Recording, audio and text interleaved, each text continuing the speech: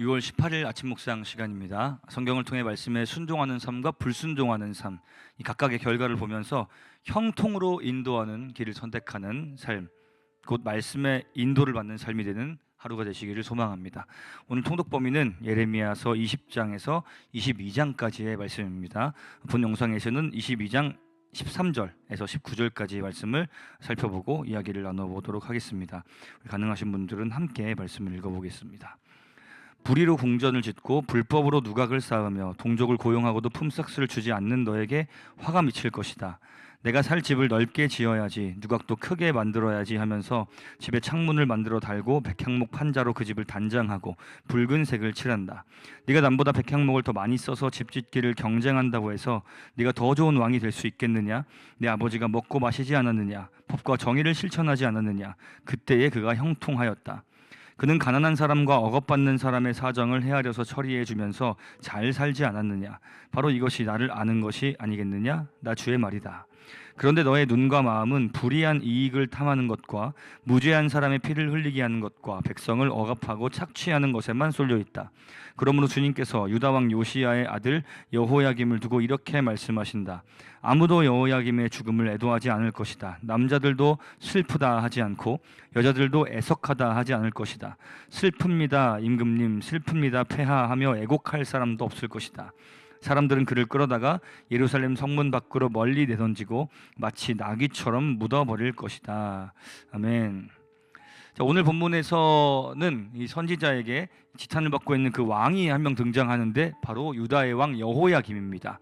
이 여호야김은 유다의 여러 왕들 중에서 선왕이라고 불리는 왕 중에 한 명인 요시야 왕의 아들입니다. 두 번째 아들인데요. 본래 여호야김 이전에 요시야의 대를 이어 왕이 된 자는 여호아하스라는 요시야의 네 번째 아들이었는데, 여호아하스는 이집트와의 전투에서 패한 후에 포로로 끌려가서 즉위한 지 3개월 만에 폐위가 되고 결국에는 그 이집트에서 생을 마감하게 됩니다.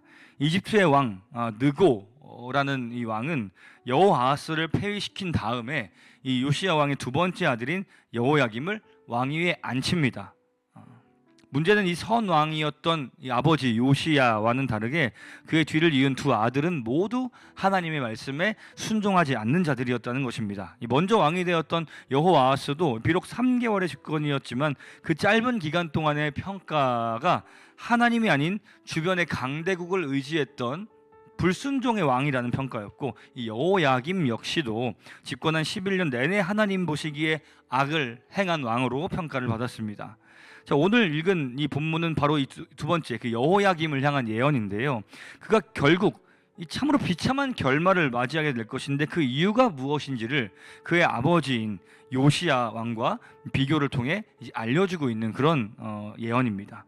그럼 이제 여호야김의 악행이 무엇이었는가 본문을 다시 한번 읽어보면서 구체적으로 살펴보도록 하겠습니다. 13절부터 15절 상반절까지만 우리 함께 읽어보도록 하겠습니다. 불의로 궁전을 짓고 불법으로 누각을 쌓으며 동족을 고용하고도 품삯을 주지 않는 너에게 화가 미칠 것이다. 내가 살 집을 넓게 지어야지, 누각도 크게 만들어야지 하면서 집에 창문을 만들어 달고 백향목 판자로 그 집을 단장하고 붉은색을 칠한다. 네가 남보다 백향목을 더 많이 써서 집 짓기를 경쟁한다고 해서 네가 더 좋은 왕이 될 수 있겠느냐? 자, 여호야김을 왕으로 세운 이 파라오 이 느고는 그의 형인 여호아하스가 이집트에게 반기를 든 것과 관련해서 막대한 벌금을 내도록 했습니다. 여호야김은 그 벌금을 만들기 위해서 막대한 세금을 이제 그 유다 백성들에게 징수를 했는데, 그것만으로도 그 백성들이 충분히 괴로워했을 텐데 거기에 한술 더 떠서 이 호화로운 궁전을 짓고 그것을 위해서, 그 일을 위해서 열심히 노동한 일꾼들에게 품삯을 지불하지 않았습니다. 자, 그런데 그가 왜 그렇게 무리하게 안 그래도 힘든 백성들의 노동력을 착취해 가면서까지 그 궁전을 만들었던 것일까요? 이 오늘 본문의 전후 맥락을 살펴볼 때 이 여호야김은 아마도 자신이 이집트에 의해서 세워진 왕, 그러니까 이집트의 섭정 왕에 불과하다라는 것을 인식하고 있었지요. 그 왕으로서의 권위가 없다라는 것을 자기가 생각하고 있었을 것이고, 그 권위를 겉으로 보이는 그 화려하게 치장하는 그런 방법, 그 성을 그 아름답게 만드는 방법을 통해서 만들어내고자 했던 것이라고 볼 수 있습니다. 그리고 또 여호야김의 그 전대 왕이었던 그 여호아하스, 이제 그 동생이죠. 여호야김의 동생. 그런데 여호아하스는 사실 요시야 왕이 죽은 이후에 백성들에 의해서 옹립이 되는 왕이었습니다. 백성들이 여호야김이 아닌 여호아하스를 왕으로 세운 것이죠. 그것은 백성들 사이에서 이 후대 왕의 제목이 여호아하스였기 때문일 것이고, 형인 여호야김은 3개월 만에 운이 좋게 왕이 되었지만 그 권위가 그 백성들 사이에서 인정된다는 것이 쉽지는 않았을 것입니다. 그 가운데 어떻게든 자신의 왕권을 인정받기 위한 일종의 그 자격지심 내지는 그 조급함이 결국 무리한 왕궁의 건립을 실행하게 한 것이죠. 그런 여호야김의 모습과는 대조적으로 그의 아버지였던 요시야에 대한 언급에서 우리는 참된 복을 누릴 수 있는 방법을 발견할 수 있습니다. 15절 하반절에서부터 16절까지 말씀을 한번 읽어보도록 하겠습니다. 네 아버지가 먹고 마시지 않았느냐? 법과 정의를 실천하지 않았느냐? 그때 그가 형통하였다. 그는 가난한 사람과 억압받는 사람의 사정을 헤아려서 처리해 주면서 잘 살지 않았느냐? 바로 이것이 나를 아는 것이 아니겠느냐? 나 주의 말이다. 자, 공교롭게도 지난 수요일 그리고 지지난 수요일에 계속해서 유사한 말씀들이 나오고 있는데요. 그것은 바로 정의를 행하는 것, 가난하고 억압받는 자, 약자들을 돕는 일이 바로 하나님이 원하시는 일이라는 그런 말씀입니다. 주님의 공의를 세상에 실천하는 것은 형통을 만들어냅니다. 겉보기 아름다운 궁전, 넓고 크고 백향목을 많이 쓰고 고급스럽게 칠을 해서 더 좋은 왕이, 더 좋은 사람이, 더 좋은 나라가 되는 것이 아니라 의를 행함으로 하나님 보시기에 흡족한 사람이 되고 또 그 의로 말미암아 뭇 사람들에게 유익을 끼치는, 그래서 참으로 나와 내가 속한 공동체가 말 그대로 형통함을 누릴 수 있게 하는 것이 하나님이 기뻐하시는, 하나님이 원하시는 삶이라는 것입니다. 하나님의 뜻에 따르는 삶이 만들어내는 열매는 그것을 순종하는 개인에게만 그치는 것이 아니라 그 순종을 통해 파생되는 여러 가지 일들을 통해서 공동체를 유익하게 하는 것이죠.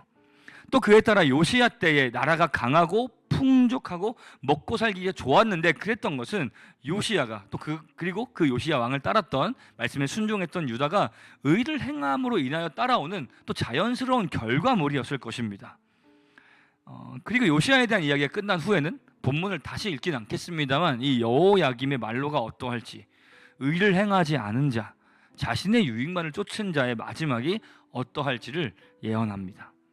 자, 오늘 우리가 말씀을 통해 하나님의 뜻을 구하고 공의를 행하며 하나님이 기뻐하시는 삶을 살아가는 그런 인생이 되어서 참된 형통을 누리며 살아가는 우리 성도님들이 되시기를 간절히 소망합니다. 우리가 주의 말씀에 순종함을 통해서 우리 개인, 또 우리를 넘어서 이웃들에게, 이 검단 신도시에, 이 나라에 형통함이 흘러가게 되기를 간절히 소망합니다. 함께 기도하겠습니다. 살아계신 하나님 아버지, 하나님 앞에서 하나님의 뜻을 따라 하나님을 기쁘시게 하는 삶을 살기를 소망합니다. 하나님의 시선이 향하는 곳, 약한 자들, 또 누군가의 그 손길이, 그 도움이 필요한 자들을 향해서 우리가 나아가게 되기를 소망합니다. 나의 관심이 내가 잘 사는 것을 넘어서 하나님의 뜻을 따라 나의 존재 바깥을 향하게 되기를 간절히 소망합니다. 나의 삶을 통해 나와 우리 가족과 교회와 지역과 나라가 형통함을 누릴 수 있는 은혜를 더하여 주옵소서. 내 삶을 통해, 우리 교회를 통해 그와 같은 역사가 일어날 수 있고 또 일어나게 되기를 소망하며 그 믿음 가운데 기쁨으로 순종하며 살아가게 하여 주옵소서. 감사드리며 살아계신 예수 그리스도의 이름으로 기도합니다. 아멘.